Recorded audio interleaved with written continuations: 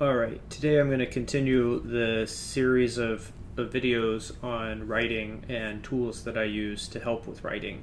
And yesterday I talked about typos, and somebody asked in a comment, what about grammar? And it reminded me there is a way to check grammar, and I'll show you how it works, but I'll be upfront and say I don't use it very often. So in writing we have words. That's the main thing that we use, and I wrote this package called Words.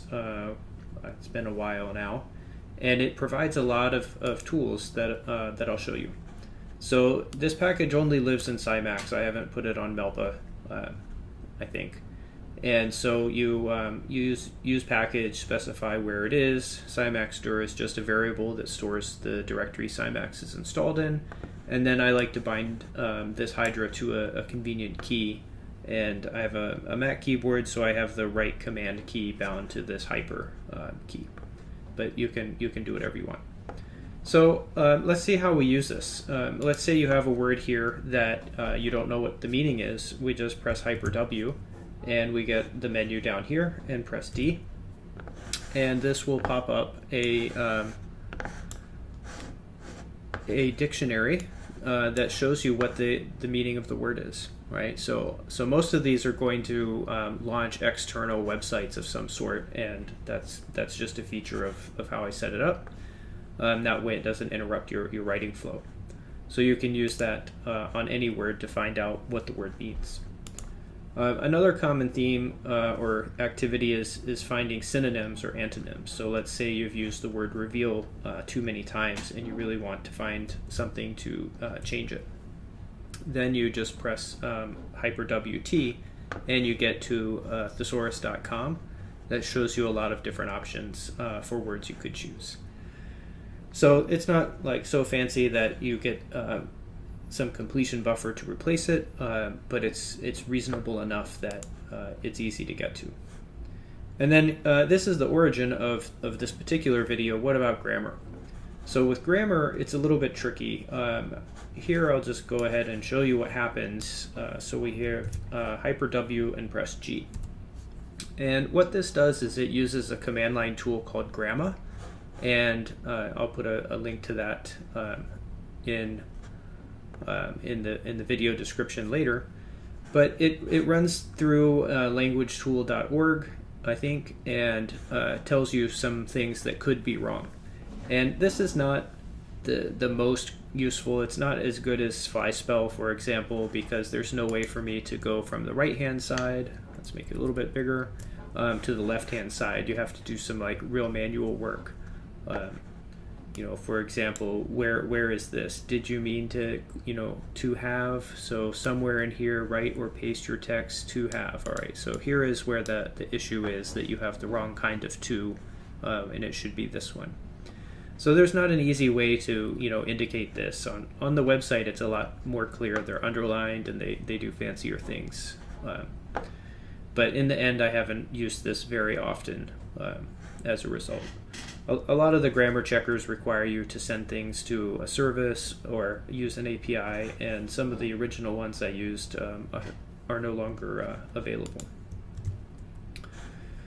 All right, so that's three of the key features on the left-hand side of that Hydra. But you see there are also these columns we can search. We can use any of these features here to search for words or highlighted text. And this is on searching on the internet. Over here I have some fairly Mac specific, two of them anyway, Mac Finder and MD Find, but there's also integration with Swiper All and BibTeX. So let's take a look at those right now. So let's say I want to highlight this and search for this on Google. So we just hyper W and then WG, and that will open a Google search with those keywords automatically for me. Or we could do hyper WT and search for that text on Twitter, and well, that's interesting. No results found. But if you run it again, that's now there is some. And then there's some other ones that you could search for as well. Here's a common one you might find. Let's say somebody's given you this reference, but you really would like to find a journal article for it. A good way to do that is with Crossref. So WC here will open up a Crossref search, and it takes what you put in there and is able to find exactly a link to go to this article. So I like that a lot. Sometimes I will just copy and paste references straight out of a paper into a buffer, and then if they don't have DOIs or links, this is an easy way to get to them. And then you can search for subsets. Let's say I want to see if this phrase exists in a BibTeX file, then I might do hyper-W, and now we'll type SB, and that will search for. Okay, so no examples. Let's search for this one. That finds one example. Oh, I see. I thought it should have. Maybe it's the capitalization that was throwing it off in the first search. But now if I click on this, it will open up directly to a BibTeX entry. So obviously it's not like super perfect, but it's pretty good. All right, and then a few more things here. If I highlight this, I can search for that on archive. So here would be WA. And this will open up and find this archive article that uses those words from that search. Or I could do, let's just put this on optimization. And I'll show you kind of briefly, if I search for Finder, then that opens up a Finder, and usually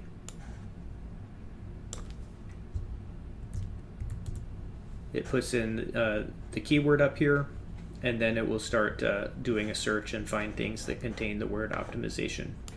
And the last thing I'll show you is if I use Swiper All. Swiper is a really wonderful search tool that will search every open buffer and show you every place that you see that keyword, and you can zoom around and see what you have. Okay. All right, so now we'll switch to a little bit different set of features, and that is speaking and translation. So these are also probably pretty Mac specific. At least the speaker is. We'll take a look at the source code maybe. If you highlight this, and hopefully this will come through on the microphone, and press K, it will read it out loud to you. Examples of effective data sharing in scientific publishing. So you can have it read text to you, and we can also translate it. There are two translate options, recently added translate shell.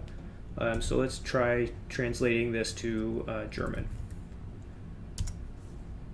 It takes a little bit of time because it sends it out, and then in a minute it will read it out.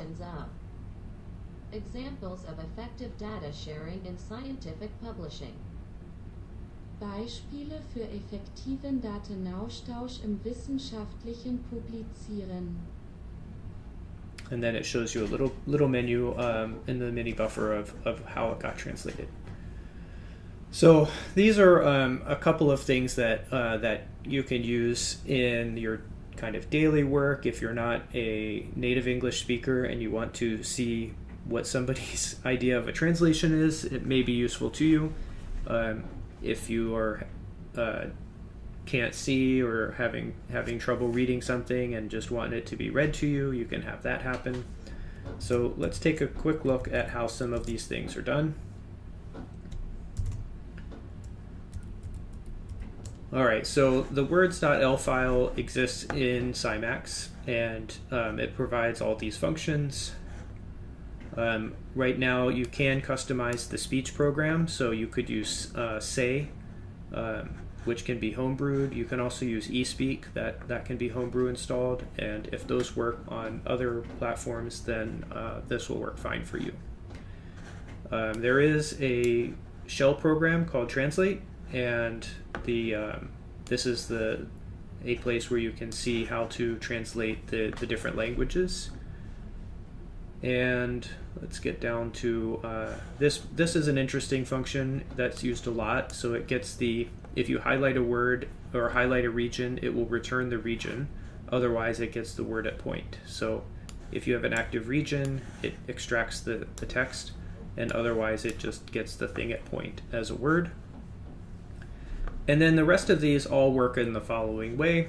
they almost all take a text argument, and here we just open a URL to dictionary.com with the query that we put in. This is the thesaurus link.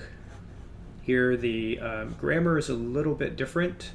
Instead of opening a web page, it runs the grammar command line tool here and just gets the command to string and then inserts it into this special buffer.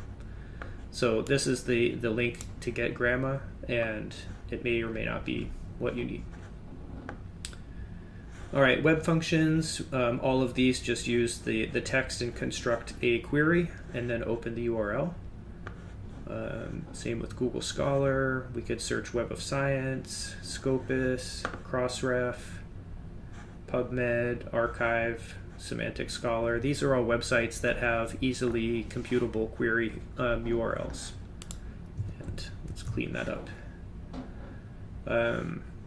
These are just convenience ones. Here's how we do the BibTeX search. So we just find text in files that are defined by BibTeX completion bibliography.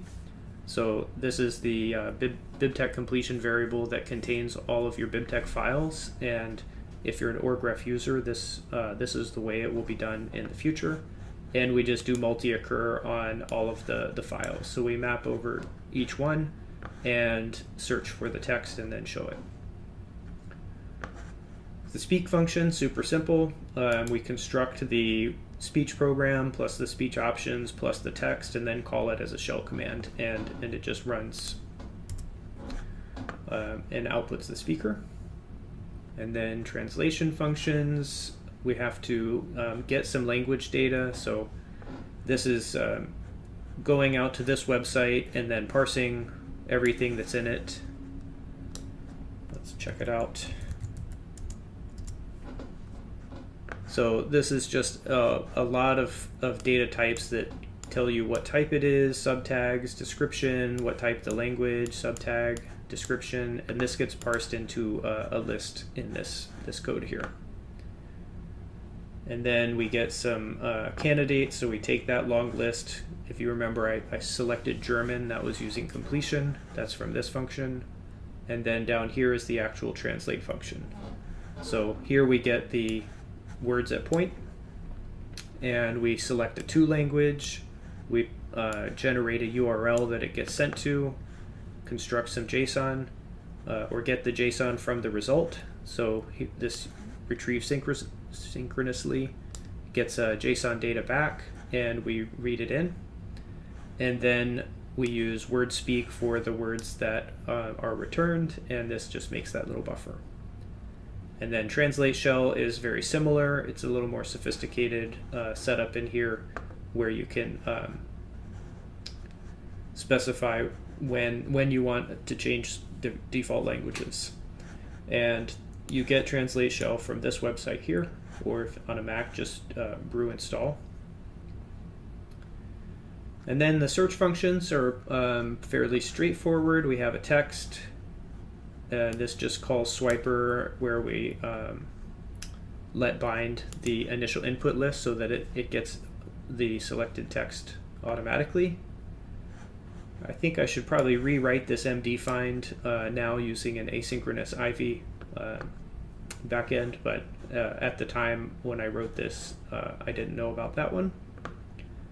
And then Mac Finder is obviously a Mac only program, and it uses AppleScript in a way I'm not super proud of, but actually works. All right, and then finally there's this Hydra. So this is what generates the Hydra menu, and lately I've been using these column attributes to automatically put things in the right columns. I find that a lot easier than trying to construct these by hand. And that's it. So that's what Words is good for. And it's useful for all kinds of things that augment your writing ability. It helps make sure you know that the word you're using is correct. Helps you find other words, and can do help you with search things that are related to the words. All right, so that is it for today. Thanks for coming, and I'll see you next time.